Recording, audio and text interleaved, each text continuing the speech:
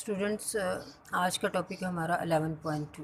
ठीक है, और जिसका नाम है इंटेंसिटी। इससे पहले हमने साउंड के जो करेक्टरिस्टिक्स है उसके बारे में पढ़ा था। ठीक है, बहुत डिटेल में हमने पढ़ा था। तो ये इंटेंसिटी जो है ये भी साउंड का एक करेक्टर ही है। ठीक है, इंटेंसिटी किसे कहते हैं? इंटेंसिटी एक्चुअली शिद्दत को कहते हैं। ठीक है, यानी कोई चीज़ कितनी शिद्दत से फ्लो आउट होती है उसे हम क्या कहते हैं? इंटेंसिटी कहते हैं। अब हम देखेंगे कि साउंड की इंटेंसिटी क्या है। ठीक है, कोई बॉडी वाइब्रेट करती है। ठीक है, तो वाइब्रेशन से क्या होती है? साउंड प्रोड्यूस होती है। तो साउंड प्रोड्यूस होने का ये मतलब है कि जो एनर्जी है वो ट्रांसफ़र होती है एक जगह से दूसरी जगह या एक बॉडी से दूसरी बॉडी में होती है। अब ये जो एनर्जी है किसी भी यूनिट एरिया में एक सेकंड के अंदर जितनी गुजरती है, जितनी फ़्लो आउट होती है, उसे हम क्या कहते हैं? इंटेंसिटी। यानी एनर्जी किसी भी एरिया में से एक सेकंड के अंदर जितनी गुजरती है उसे हम क्या कहते हैं? इंटेंसिटी कहते हैं।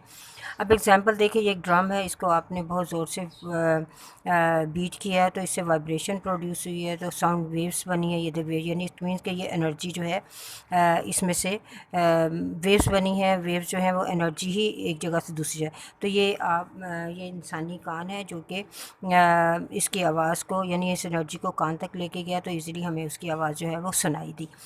अब हमने ये देखना है कि ये भी ज़रूरी है कि जो एरिया है वो एनर्जी या साउंड वेव्स के क्या होना चाहिए? हमेशा परपेंडिकुलर होना चाहिए। ठीक है, क्या होना चाहिए? परपेंडिकुलर होना चाहिए।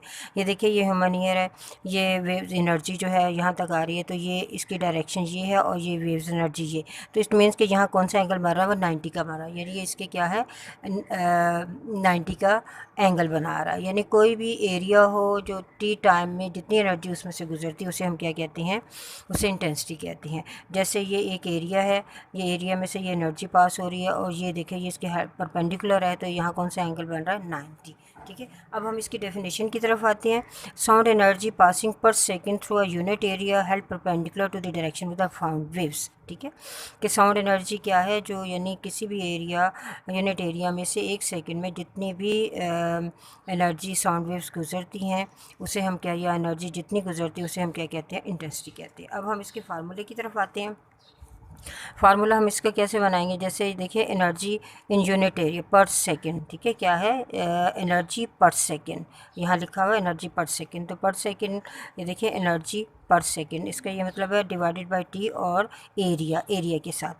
अब एनर्जी क्या है? ये हमने 9th क्लास में एनर्जी जो है वो वर्क डन के भी इक्वल है। तो यहाँ हमारे पास क्या आ जाएगा? Work done divided by time into area. तो वर्क डन ओवर टाइम क्या है? इससे पहले हम पढ़ चुके हैं, वो भी 9th क्लास में। ये पावर के इक्वल है, power divided by area. Power का यूनिट क्या है? वॉट, और एरिया का यूनिट क्या है? मीटर पर सेकंड स्क्वायर। तो इसका ये मतलब है कि इंटेंसिटी जो है उसका फार्मूला क्या है? वॉट पर मीटर स्क्वायर। ठीक है, और ये एक क्या है? Physical quantity. ये क्या है? एक फिज़िकल क्वांटिटी। और फिज़िकल क्वांटिटी कौन सी क्वांटिटी जिसे हम मेजर कर सकते हैं? ठीक है, तो ये था हमारा इंटेंसिटी के बारे में। अब आपने इंटेंसिटी को जब लर्न करना है, इसमें आपने इसकी डेफिनेशन लेनी है और साथ में इसका यूनिट बताना है और साथ में ये बता देना है कि ये एक फ़िज़िकल क्वांटिटी है। अब नेक्स्ट टॉपिक है हमारा जो हम करेंगे वो है इंटेंसिटी, साउंड इंटेंसिटी लेवल। अब हम उसकी तरफ आते हैं। ठीक है, साउंड इंटेंसिटी लेवल। अब ये साउंड इंटेंसिटी लेवल क्या है? ये भी इंटेंसिटी के नीचे ही एक टॉपिक दिया गया है कि लेवल क्या है। देखिए, ह्यूमन ईयर रेंज इंटेंसिटी, यानी इंसानी कान जो है जितनी आवाज़ें सुन सकता है उसकी रेंज ये है।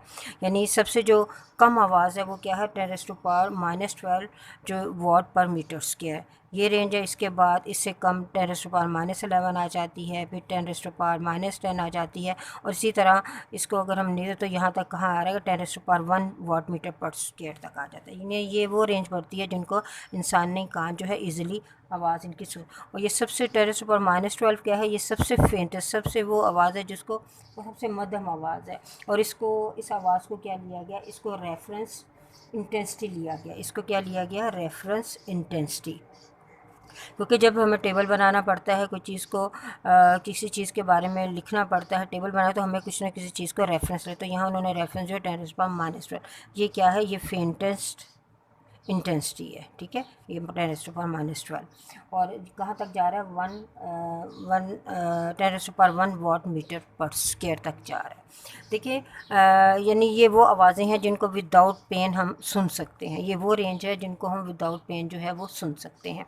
अब 1 यानी 1 वाट पर मीटर स्क्वायर जो है, इससे आगे जो आवाज़ें हैं वो हमारे लिए क्या हैं, वो हमारे लिए पेनफुल होती हैं। यानी हम उन्हें सुन तो सकते हैं लेकिन हमारे ऑर्गन जो हैं बॉडी के, जैसे ईयर है और ब्रेन, इनको वो क्या कर सकती हैं, वो डैमेज कर सकती हैं। तो ये तो था हमारा टेबल के बारे में कि क्या इसका, ये आपकी बुक में पेज नंबर 25 पे ये टेबल दिया गया है, ठीक है। अब आ जाता है, अब हम ये देखेंगे जो लाउडनेस है, इसका ये मतलब है कि लाउडनेस जो है एक तो वो इंटेंसिटी पे जो है वो डिपेंड करता है, इसके अलावा एक और चीज़ पे भी डिपेंड, वो क्या है, फिज़िकल कंडीशन ऑफ ईयर, ठीक है। इंसानी कान के जो फिज़िकल कंडीशन है, लाउडनेस जो है वो उस पर भी क्या करती है, डिपेंड करती है। जैसे आप एक बच्चे के कान में चीख मारेंगे और एक बूढ़े जो आदमी है उसके कान में चीख मारे, तो बच्चा जो है उस आवाज़ को ऊंचा उसको सुनाई देगा, लेकिन एक जो बूढ़ा आदमी है उसको आवाज़ जो है वो कम सुनाई देगी। इसका ये मतलब है कि लाउडनेस जो है physical condition of human ear, इसके ऊपर भी क्या करती है, डिपेंड करती है, ठीक है।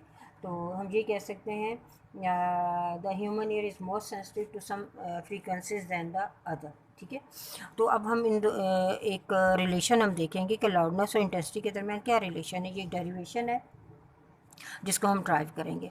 अब इसके लिए क्या लिया गया, देखिए ये जो लाउडनेस है वो डायरेक्टली प्रोपोर्शनल किसके है, इंटेंसिटी, लॉग ऑफ इंटेंसिटी। ये साइंटिस्ट ने बताया था कि इंटेंसिटी का अगर आप लॉग लें तो वो फिर डायरेक्टली प्रोपोर्शनल किसके हो गए, लाउडनेस, यानी लाउडनेस और लॉग ऑफ इंटेंसिटी के दरमियान क्या है, ये दोनों क्या है, डायरेक्टली प्रोपोर्शनल है। यानी एक बढ़ेगी तो दूसरी भी ज़्यादा होगी, एक कम होगी तो दूसरी भी कम होगी। और जब हम, और ये क्या है, लाउडनेस क्या है, अननोन साउंड है, हमें नहीं पता ये कौन सी साउंड है, वो अननोन साउंड है। तो एल किसके इक्वल आ जाएगा, के, हमें इसकी जगह कॉन्स्टेंट लेना पड़ता है, वो आ जाएगा लॉग आई, ठीक है। तो ये एक इक्वेशन हमारे पास बन जाती है।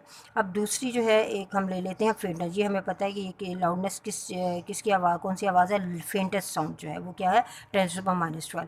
L naught is equal to K log I naught, ठीक है। इसकी इंटेंसिटी जो है वो आई नॉट लेंगे और जो लाउडनेस है फेंटेस्ट उसको एल नॉट लेंगे, ठीक है। जो ज़्यादा बड़ी वैल्यू होती है उसको हम कैपिटल लेटर से शो करते हैं, और अगर जो कम वैल्यू होती है उसको हम नोट से शो करते हैं, ठीक है।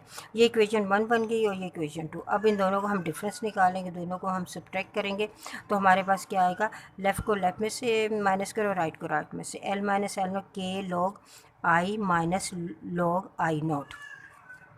अब के जो है इन दोनों में से आप कांस्टेंट लेंगे, लॉग और लॉग भी कांस्टेंट ले लेंगे।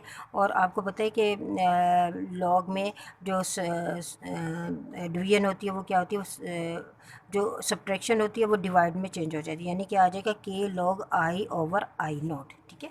यानी हमारे पास एल माइनस एल नॉट क्या आ जाएगा, इंटेंसिटी लेवल, जिसे हम साउंड लेवल भी कहते हैं, यानी इंटेंसिटी लेवल किसके इक्वल आ जाएगा, वो इक्वल आएगा के log I over I not.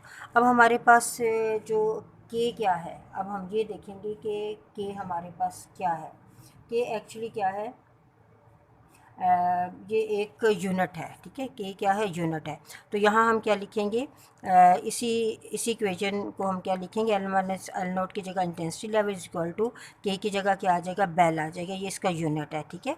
ये ग्राहम बेल जो एक साइंटिस्ट था, उसके नाम पे ही जो है इसका यूनिट रखा गया, log I over I not, और ये क्या बन जाएगा, बेल, के क्या है, बेल, उसका यूनिट बन जाता है।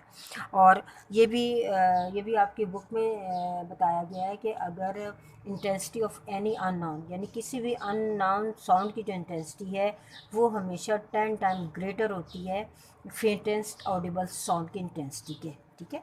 कि अननोन साउंड, या जैसे ये साउंड है, ठीक है, इसकी इंटेंसिटी जो है, जो फेंटेस्ट साउंड है, इसकी इंटेंसिटी से 10 टाइम ग्रेटर होगी। यानी हम इसे क्या लिखेंगे, I is equal to 10 I naught, ठीक है। इसकी जो इंटेंसिटी है वो 10 टाइम फेंटेस्ट साउंड की इंटेंसिटी से ज़्यादा होगी। तो इसके बाद हमारे पास जो इंटेंसिटी लेवल है वो किसके इक्वल आ जाएगा, वो इक्वल आ जाएगा log I over I not, और इसकी जगह हम लिखेंगे बेल, ठीक है। ये हमने इसकी जगह इसका यूनिट लिख दिया। और 1 बेल किसके इक्वल होता है, वो 10 डेसिबल के इक्वल होता है, ठीक है। ये आप लोगों ने याद रखना है कि 1 बेल इक्वल होता है 10 डेसिबल। बेल जो है बहुत बड़ा यूनिट है, हमें स्मॉल यूनिट की ज़रूरत होती है, तो इसलिए हम डेसिबल यूज़ करेंगे। तो साउंड लेवल या इंटेंसिटी लेवल किसके इक्वल आ जाएगा, यहाँ आ जाएगा आपके पास ये 10, ठीक है। 10 फिर log I over I not और ये डेसिबल। तो ये इक्वेशन है जो कि हम न्यूमेरिकल में भी क्या है यूज़ करेंगे। तो इस टॉपिक को आपने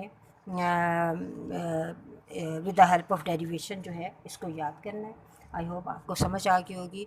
अल्लाह हाफिज़, स्टे होम।